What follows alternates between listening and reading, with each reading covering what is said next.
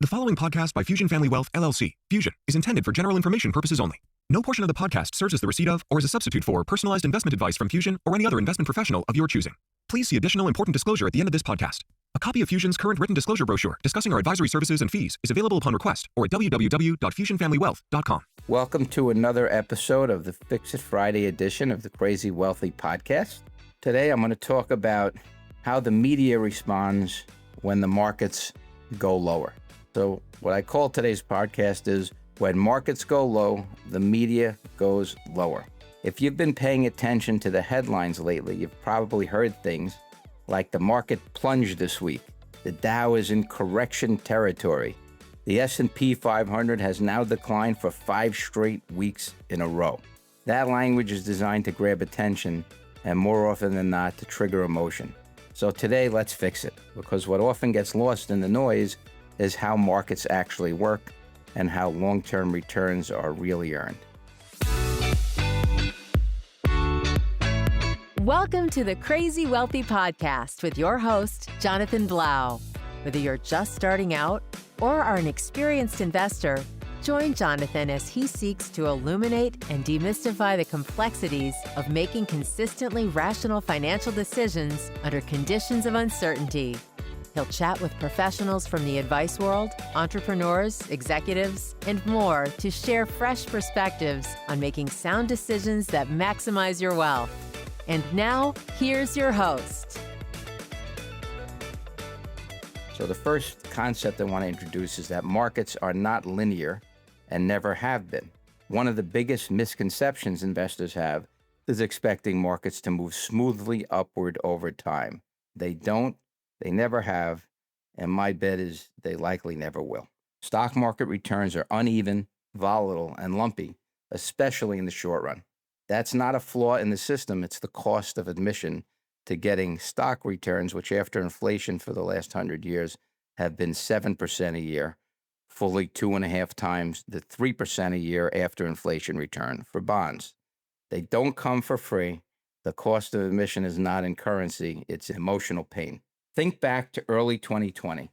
From February to March, as COVID shut the world down, the S&P fell 34% in 33 days, which was unprecedented. It felt catastrophic to every investor.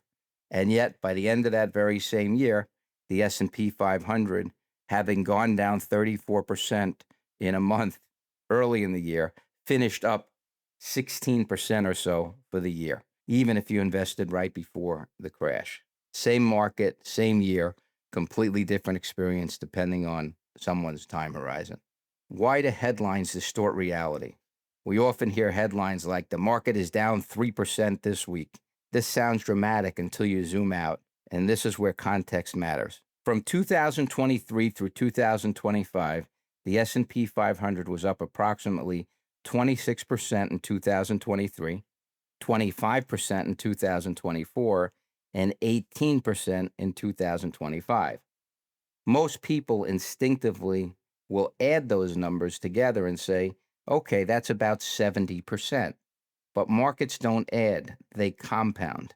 A $100 investment at the start of 2023 didn't grow 70% to $170. It grew to nearly $187 by the end of 2025.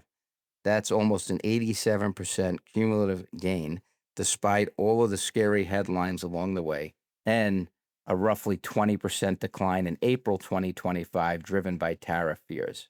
That disconnect between how the market felt and what it delivered is exactly why behavior matters more than commentary.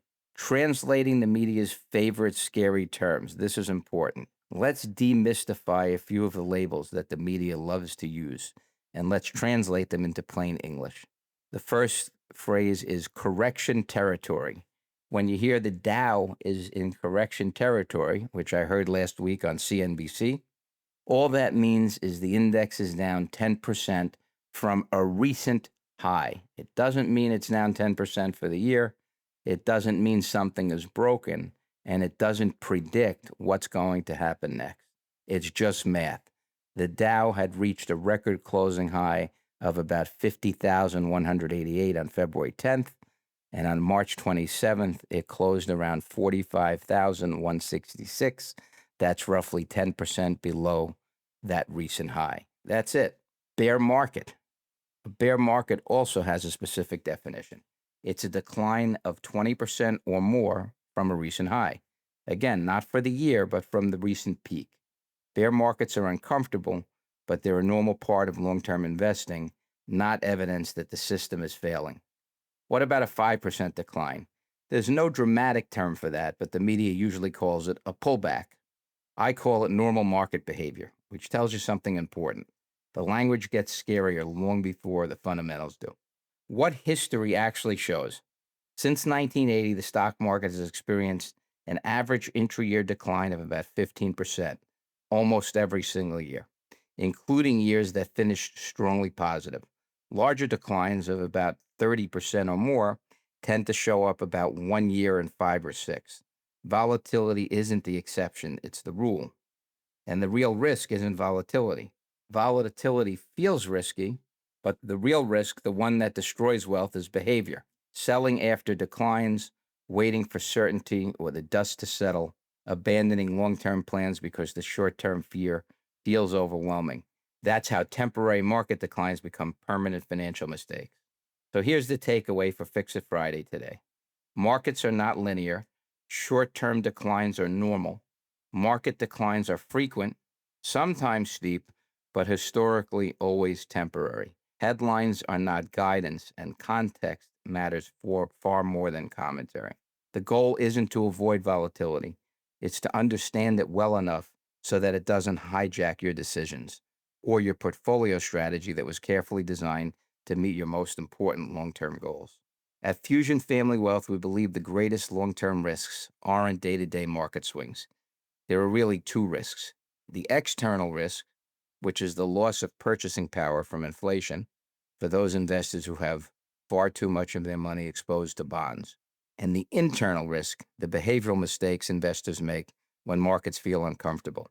Equities aren't owned because they're smooth.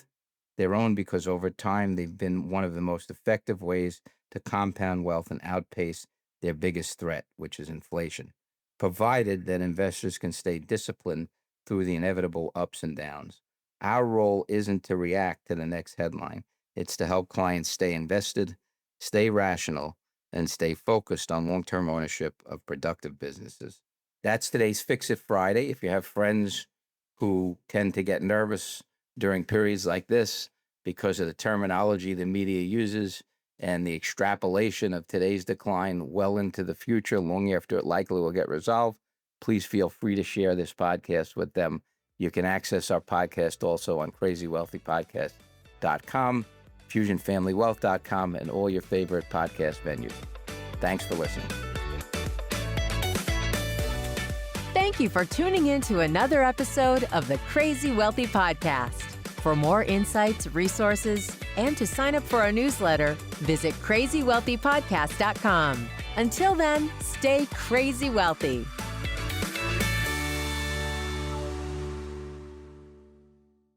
The previous podcast by Fusion Family Wealth, LLC, Fusion, was intended for general information purposes only.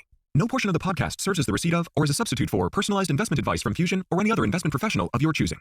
Different types of investments involve varying degrees of risk, and it should not be assumed that future performance of any specific investment or investment strategy, or any non-investment related or planning services, discussion, or content will be profitable, be suitable for your portfolio or individual situation. Neither Fusion's investment advisor registration status, nor any amount of prior experience or success should be construed that a certain level of results or satisfaction will be achieved if Fusion is engaged or continues to be engaged to provide investment advisory services. Fusion is neither a law firm nor accounting firm, and no portion of its services should be construed as legal or accounting advice. No portion of the video content should be construed by a client or prospective client as a guarantee that he or she will experience a certain level of results if Fusion is engaged or continues to be engaged to provide investment advisory services. A copy of Fusion's current written disclosure brochure discussing our advisory services and fees is available upon request or at www.fusionfamilywealth.com.